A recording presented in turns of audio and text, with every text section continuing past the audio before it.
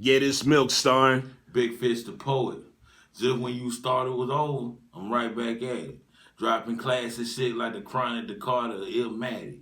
You knew weird niggas is too dramatic. We was Simone Biles with the work, acrobatic. But now we got freaking fly miles, Louis Vuitton baggage. Talk down on Fistful and the shit gon' end tragic. Ask about me, I'm your big homie OG. I ain't smoking shit but the runs, the cookies, of the OG. This shit so dope when you download it, you might OD. I want the ball in my hand, 4th and 3 in OT. In 03, we was 4 deep on a slow creep. 5 bands on a slow week.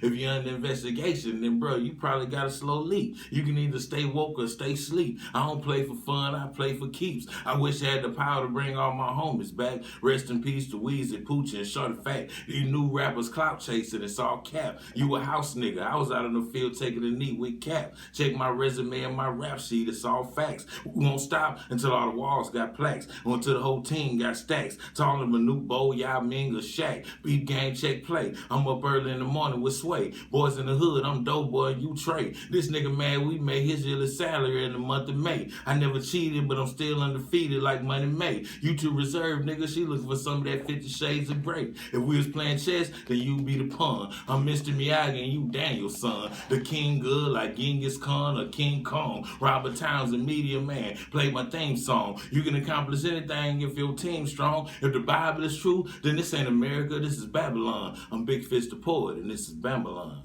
Peace. Where was you raised, bro? Toledo, Ohio, bro. Like my first 11 years. Oh, I didn't know that. Okay. Well, in the mean streets of Toledo. Okay, tell me about. Do you remember how it was? But yeah, man. My mom's was actually, I'm an '80s baby, so pops was a hustler, and mom's was actually strung out to maybe probably about 6 years ago. So our upbringing was kind of a little rough, moving house to house. Every house was a crack house, But Pops ended up coming to get us when we was about 7 or 8, but as some younger brothers and sisters, they ended up going to foster homes because their dad wasn't in their life. Okay. So mine kind of turned around, became a preacher, and, came and got all of his kids. He got like 13 kids, so. Let me ask you this. Can you go in detail, if you can remember, because you say you was 11, can you go in detail to make the viewers understand like the stuff you've been through? Because you glazed over, but it's stories within the stories of what you just said. Right. Go deeper if you can. I mean, it's been deep to where I might not have smelled crack since I was 9 to 10. Maybe a couple times in my adult life when I was somewhere I ain't need to be. You feel me? But I still remember the smell of it. It's a distinct smell. Yeah, it's a very distinct smell from them smoking while we right there. Or it was times when my moms didn't come home for 3 days. I'm 7. Who was the oldest? I am. I'm 7. And you handled it all. I handled it all. We fixing little peanut butter sandwiches, and I remember this, changing my little sister diapers and stuff. She gone 3 days, and it built up some resentment, But as you got older, you understood that it was a disease. Like she kind of could have overcame it. You can overcome it, but once you lost in it, it's hard to get up out of it. So it was a lot of stories, bro. But honestly, a lot of it too, I don't remember. You know what I'm saying? Because you was young. Yeah, I was younger, and it was so much going on. Like when I'm telling you, like 2nd grade, I probably already been to like 7 schools in 2nd grade. That's how much moving, evicting, and getting kicked out, and police raids, and all that. So it was every house was a crack house, no cap. Every house we moved into, within a week, somebody. And see, I didn't know this then. Yeah, because you were young. I'm 3, I'm 4. Yeah, you know what I'm saying? But as I got older and I hopped in the streets myself and I seen what was going on, I see what was happening back then. It was just on a bigger scale because crack was booming. Right. So I'm like, hey, they smoking, they serving, what's going on? Most definitely. Let me ask you this: do you think that how do your younger siblings look at you? Um, Because you've basically you was a man at 7 damn near, bro. When you doing, that's man shit that you It's doing. man shit. Yeah. The thing about it is when I did get to Alabama, I didn't go back to Ohio for about, I say after when I was like 15, I probably didn't go back for like 6, 7 years. Mm-hmm. So my younger brothers and sisters, they kind of look up to me. I have 2 brothers that were taken from my mom, and their foster parents changed their names. Oh, okay. And so they really wouldn't even allow the family to come see them. Better yet, my mom's come see them, but they're grown now. And so one of my brothers, he reached out to me on Facebook. Oh, that's dope. 3 years ago. That's dope. Like, what's up? This Monte. You know, and so we were able to create a relationship through that. You know, I've been up there 4 or 5 times in the past couple of years, though. So, you know, we all went bowling and, you know, just building. Yeah. It doesn't feel tense or nothing. You know, everything feels, you know, organic. Like we was together the whole time, even though we wasn't. You know, but there's no separation or nothing. You know, it must be the blood that's running through that us. DNA. Yeah, it's that DNA strong. Let me ask you this: do y'all look alike? Lightweight. Yeah. Yeah. Do y'all have similar traits and stuff like that? Got big foreheads and shit. You know what I'm saying? Everybody losing hairlines and, you know what I'm saying? Yeah, moms gave us that. Shouts out to Helen. How long you been writing? Man, I've been writing since high school. But I say I graduated in 2000. My first time ever performing though was in 2005 in Birmingham. What made you start writing? My English teacher, Miss Hawkins. I guess we was probably doing a poetry section or something in class, and I seen, and we was already rapping, you know, freestyling and stuff, and I noticed that when you freestyling and you rapping, you basically lying, you fabricating, and exaggerating. Most definitely. And so I was like, you know, I want to do something that's kind of real. And then my friends used to ask me to write little love poems for their girls and things of that nature. So I'd be in the class sitting next to the young lady reading the poem that I just wrote from him. But I'm so I just posted it on Facebook like 2 years ago. That's what I was doing. You know what I'm saying? Right. Yeah, one of my homeboys, you was supposed to take that to the grave, you know, but that's funny. You know, I ain't tell her then. Right, most definitely. And plus, he don't mess with her no more. Yeah. Come on now. 20 years ago, stop that. Most definitely. You said your first time you got on stage was when? In 2005. Do you remember the poem that you did in 2005? I do remember the poem I did. I did 2. You did 2? Yeah. Can you give us like a piece of one of them? A piece of one of them. Because you said 2005. I want people to know how nice you are and how long you've been nice. Because you don't got to do the whole poem. Just do a piece. Just a little piece? Yeah. She was my 5 feet dime piece. Red and exquisite like a Switzerland timepiece. I felt like I was floating in the sky every time she walked by looking fly. Like she was born with wings or the daughter of an Egyptian king. I can tell Shorty was used to the finer things like diamond rings, a necklace with a gleam, or a pair of BCBG jeans. Damn, I can't seem to get out of my dreams. Trying to picture how she squeezed all that ass into them jeans. With every step, looking like she about to bust out the scene. Man, Shorty got me literally finna bust in my jeans. Yeah, that's... just a little piece. God. But the funny thing about it though is I had already been writing, and one of my homegirls, she's a booking agent, and she was like, "You gonna go to this poetry show?" Right. She took me to the poetry show, 98.7, the radio station in Birmingham. They was there, so you know when you get there, it's a little, oh shit, yeah. The pressure. But thanks to Pops, because he was a preacher and he used to make us get in front of the church and talk, so that's always been natural to me. But when I did it, the host came back up, grabbed the mic, was like, I think it's time for intermission. He just killed this shit and dropped the mic. My first time ever performing. And you knew from that moment, this is your calling. Yeah, this is my calling, straight up. Yeah, you know what's funny about poetry? Everybody I've interviewed, it's a common theme that in the background, poetry was always there, or life was prepping you for the stage and you just didn't even know it.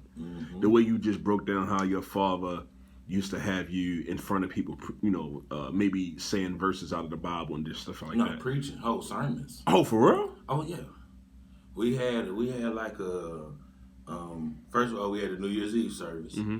You know, we always had to write a sermon for that. Right. And then what he would do is we had men's training class on Saturday morning. So it might be like, 15, 20 of us in there working on our sermons. Got our concordance, got the Bible and concordance. And then what he would do was, like between me, my brothers, and my cousin, one of us would have to do the evening service twice a month. So if it's 4 weeks, so you might be preaching 6-7 times out the year, just between us. But at the same time, we still leading the songs, doing the communion, doing the prayer. So it was like he kind of made it second nature, and he's never seen me perform. Oh, for real? At the end of the day, never. Wow. You need to. Yeah, I know it's crazy because all his friends, he's older. So yeah. I think he's finna turn 68. But like when he had a little restaurant, all his friends be coming in there. Oh, your son, he bad. I'm trying to tell you, you gotta check him out. You need to. He's never heard it, bro. You need to make that happen, bro. I know, I do. Let me ask you. What you ready to say? Go ahead. I'm sorry. Go ahead. No. Go ahead. What I want to ask you is this. Because you brought up your father multiple times, and for your father to be a man, to get his kids, you know how rare that is for a man. That's a man. Oh yeah. Right. You have the DNA. Right. Like for you to help raise your little brothers and sisters at 7, that's man shit. For your father to say, you know what, that's what you're supposed to do anyway, right? Mm-hmm. But in this world, men are broken by the system, right? So for your father to come back home and get y'all. Tell me go in detail what type of man he was and the man you seen him become to this day. If you can. No, I can't. From the man he was, this how deep it is now. Mm-hmm. All right, this how deep it is.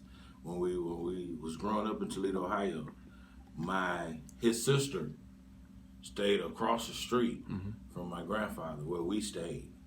I didn't meet my dad till I was 6, 7 years old. Now my dad was at this house every other day.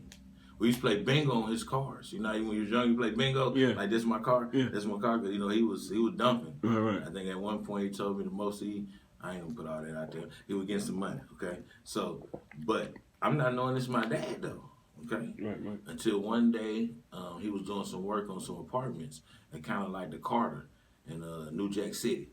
It's one of the places we stayed in, high-rise apartments, crack houses, all in there. He doing some work over there. He, called us, and I told my brother, like, we don't talk to strangers, I ain't no stranger, I'm your daddy. We go back to ask my mom, and she's like, yeah, but somehow, some way, my granddad and him didn't get along, and so she was a valedictorian at the time, and so it ended up strung out on drugs, so they really wasn't rocking with him. Most definitely. So he wasn't rocking with us. Right. But he ended up getting into the church, and when he did come and get us, he turned his life around completely. He stopped cussing. He quit smoking.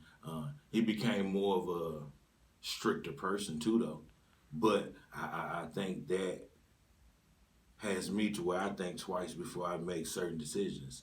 Before I make all decisions, because it don't take one bad decision for you to be doing 20 years. Most definitely. Or dead. Or dead, that way. So, I kind of owe it all to him because I also had other cousins whose moms was in the same situation. And, they was out on the streets at 14, 15, trying to figure it out. Ain't got no help, no structure, no family, you know what I'm saying? Just, and if he didn't come to get us, that's where we would have been. We were actually at a foster home, but we didn't have to stay there for maybe like 4 or 5 nights, and then he came on and got us. That's dope. That's dope, bro. I salute him. It's been times though in my adult life where we was estranged. Estranged not in the sense of we beefing, but in the sense of I'm not regularly calling you and you not regularly calling me when we see each other. It's hey and bye. It's all love. Yeah, but it was because he's a preacher. He's serious about what he's doing, and I was in the streets and I was doing everything I was big enough to do. Most definitely. So he's like, till you come back over here, Right. He ain't rocking with you. Yeah, I can't. He ain't rocking with you. He like and you I do. Can respect that. Yeah, it's like do right. He ain't messing with the he do right. Now you said your mother. How many years ago she been started being clean? I hope she clean right now. Okay. She's stable. Okay. She got her own place and things, but I would give it about 6, 7 years. Well, explain how she was, and also because right now it sounds like you're proud of where she's at in her Oh life. yeah, man. Break down some of the things you saw without disrespecting, because that's not No. what we're doing. But break down that, and also break down where you see her come from. I mean, where she at now in life, because to get over crack, that's a hell of a, or whatever she was doing, whatever drug she was doing. That's what it was. Right, it's a hell of a thing. Mm-hmm. I mean, because you're not you. And that's the thing. A lot of people, like you said it earlier. Like she wasn't her best, right? Mm-hmm. And all of us could not be our best at best time. But crack does something. Drugs, whether it's pills, crack, coke, dope, acid, meth, whatever it is, it can really attack your thought process and really beat you up. So for your mother to get out of that and have her own apartment and be functioning in this world, take me through that. Yeah, mom's probably been to prison like 3 or 4 times. You know, stabbing folks. You know, boosting.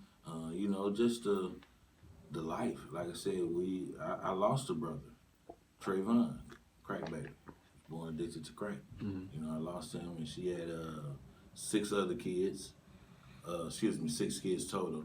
So it was me and my brother, and I got a sister and 3 younger brothers, and all 4 of them ended up in foster care. But even right now, so just like the full circle of it is the fact that she watches my sister's kids. They have a great relationship. It was awesome because their foster mother of 2 of the kids was a woman who went to school with my mom. And so when the state and stuff was trying to keep my mom's away when she was still kind of in her addiction and things, you know, they don't allow you to have visitation, but she allowed it, you know what I'm saying? So they could have some kind of a bond, and now it's flourishing, you know, like you have people that would walk around with resentment to their moms 30, 40 years. Oh, you wasn't there, you know. Right. But it's like you don't see that with us, you know. Mm-hmm. It's like, okay, we know what happened, you know, but let's get back. You're doing great now, you know, salute. That's right. Yeah. I call her, what you gonna eat, baby? Mama, I'm not gonna be there for 2 weeks. You know, but she trying to go and get it together, you know. Right. Yeah, but you know, I love my moms regardless, man. You know, she overcame, and it's still some of them that's still out there, you know. Yes. Or they never even got a chance to overcome. Most definitely. And the thing is about crack, a lot of the younger generation, they understand that it was like a party drug from one. Like my father got high. I mean, a lot of people, our uncles, mothers, fathers, that whole generation got fucked up from that. And I didn't even know that my dad smoked crack. A lot of them. Yeah, he was just like, my willpower was just a lot stronger. I didn't get strung out, but I used to smoke crack. Right. You know, I was like, wow, I didn't know that. I thought you was just the dealer. Right. And he was like, I was using too. But they thought it was they didn't see the effects back then that we see when we became older. They thought it was just a party drug. Even when you look at Snowfall, the TV series Snowfall, you got to look at that. I seen like a couple episodes, but I haven't caught the whole. See, the way they break it down, you can really see how they show how it looked like a party. It was like weed back then. Mm-hmm. You know what I mean? Like the way we see people out here zombified off of it, it's the same thing when we look at how people take pills right now and lean and stuff like that. In people's mind, it's fun and da-da-da-da. In 10, 20 years, we're going to look back. It's going to be some different type of crackheads out here. Clearly. Yeah, it's going to be some different type of crackheads out here. Man, I love your story, man. I love the things you've been through a lot. You've been through a lot, bro. And the thing is, it's like, you've been through stuff, and more than anything that I love the fact that you're not ashamed of your story, because your story is your story. You've been through it, and you still here, bro. Right. It's a lot of people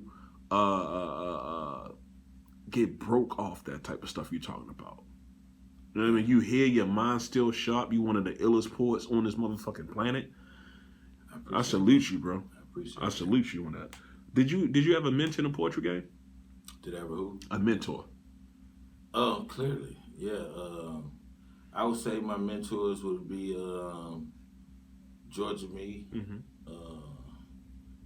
Glenwood, M.A. Then I'm kind of a student of the game. These were the people, Red Storm. These were people who I kind of had hands on. I had phone numbers I can pull up, But it was other times where my awareness is on 99. So I don't care how much I've had to drink or smoke or whatever's going on. I'm always watching, you know, soaking up game and seeing how to host this better and how to segue into my next poem better, you know. So I've had a multitude of mentors that didn't even know they was mentors. Most definitely. You know, but so those are the ones that I was tangible with. That kind of, hey, nigga, shape up, you know, get your mind right. Right. Shut up. Let's work. Get consistent. You know what I'm saying? Right. What's the greatest advice a mentor gave you? What I just said. Stop being inconsistent. And Georgia Me told it to me. And when she told it to me, she didn't tell it to me like that. You feel me? Right, most definitely. She told it to me to make me look at her like, who you talking to? You feel me? Right. Big Fitz, you know, you talking to, you know. Right. But it was key because I had to sit back and look at it. She was like, you know, Fitz, I see you 1 month. I don't see you for 5 more months. I don't see you for 6 more months. Next year you pop up, you know. She was like, you know, you can't come to Atlanta twice a year and think you finna build a brand. Right. You know. You gonna be here. Yeah, you're gonna continue to get looked over. You know, I was like, oh. So I had to tighten up my bootlaces. Most definitely. Get it. What's the greatest compliment you got received from a fan? Greatest compliment received from a fan. I'm gonna go with a gesture. Cause I got a lot of compliments, so I don't really know. It was a white dude in Chattanooga. Me and Huggy Bear was on the road. It's coming from Cincinnati. Shouts out to Erica. She does a show, a midnight show in Chattanooga. So we coming through. We like, shit, we might well stop at the midnight show. We're gonna be coming through there around about 11, you know. Poetry, we ain't made a whole lot of money, you know. We done spent most of it. We done been to Chicago, Cincinnati, Toledo, you feel me? We done made a little run with it. So I get to the show, we do the show. They had like a little band there. It was a white dude in the band. He was like, man, you're one of the dopest poets I ever seen in my life. I've been in the entertainment business 20 years, and I've seen all kinds of people perform, and you are just dope, dude. I want one of those CDs. No matter of fact, he said, I want to buy one of those CDs, but I don't even have a CD player. You got Cash App? I was like, yeah, I got Cash App. PayPal. I was like, yeah, I got PayPal. So he gets on there and he type in $100. I said, bro, they just 10. He said, yeah, I know. I'm gonna give you 100. I just wanted you just touched my spirit tonight, and I feel like you deserve that. 100. I don't know if from Adam's house cat. You understand me? Right. Thanks. Appreciate it. Most definitely. What poem you don't got to do poem. I'm not gonna poem you to death. What poem you did? What poem did I do? I did a poem called "Mama Said There'd Be Days Like This." I love that poem. Yeah, political, uprising. Stand now. Do anybody in your family write? Besides you? My brother actually does. Shouts out to Jermaine. He's actually locked up right now, but he's on his way out, so he had work release. But yeah, he writes little screenplays. He does a little poetry and stuff too. He's performed with me. Oh, okay. Before. But other than that, I think one of my younger brothers raps. But I've only heard a couple of his flows, you know, and I don't think he's still doing it now. It might have just been something that he did 2 or 3 years ago, you know, so. Tell me about the first time you was on stage, because I know you brought it up earlier about you was on stage, and tell me how you felt the first time you was on stage. The first time I was on stage, it was natural. Like, not to even, I don't like for people to think that I'm bragging and boasting, but it was just natural for me because I did drama in school, so I did the Martin Luther King speech in front of the whole school, and, you know, I've done poems in front of the whole school, but there was a Langston Hughes or something, you know what I mean? So it wasn't it was life altering, but it didn't I wasn't nervous, I wasn't scared. You know what I'm saying? I was ready. Like I had been prepped for this. Right. To where my first time, you know, they dropped the mic, but I just went back and sat down and right. Thanks. And the funny thing is, I remember early in the interview we talked about what I just asked you. But the main question I asked different reasons because now you brought up something else I want to talk about. You said drama. Tell me, how did you get into drama? It was an elective. Okay. In school, you know, we try to take the easiest way out, you know. So but let me tell you what we did though. So we proactive, and they told us we wasn't gonna have no Black History program. Right. So we like, what? We ain't gonna have no Black History program. Oh, we had sit-ins. We in a lunchroom. We ain't going nowhere till y'all give us a Black History program. That's dope. Okay, what? Oh, we going to the gym then. So it didn't take but a couple of little baby sit-ins. We had the Black History program. So my homeboy, he was supposed to do Martin Luther King, but I already knew that he was gonna back out.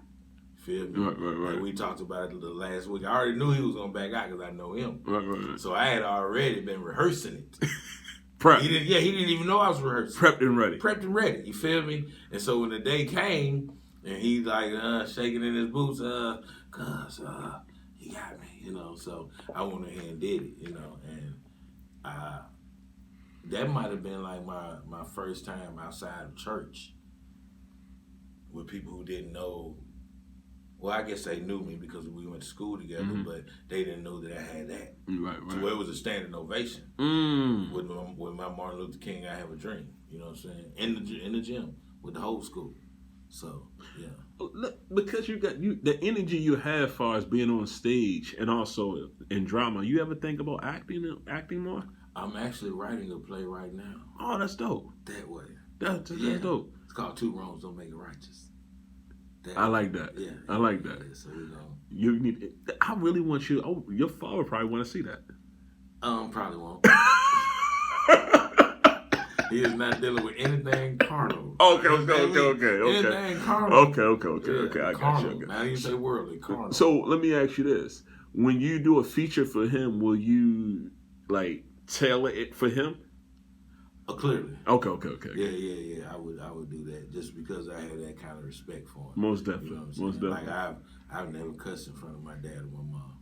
I think my mom has heard me cuss before though, because she's come to a show. And I told her then, like, hey, Mom, this poetry. Yeah, I have to turn into Big Fitz the poet. Right. You might hear a couple things, but like I say, she a real one. She done been through it. Yeah.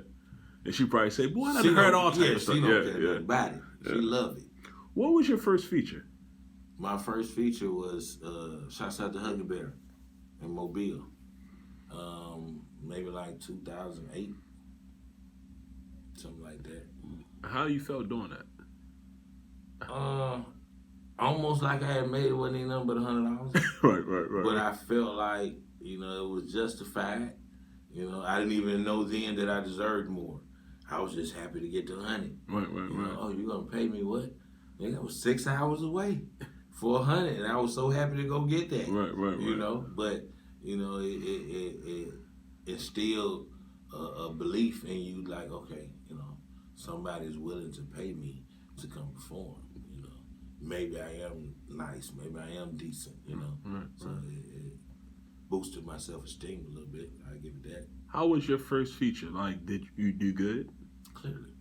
How long was your set? Probably like 15, 20 minutes. Okay. Like, I done been back to Mobile about 10 times since then. Oh, all right. Yeah, so we already know that now. Yeah, so that was like, they liked it. We'll say that.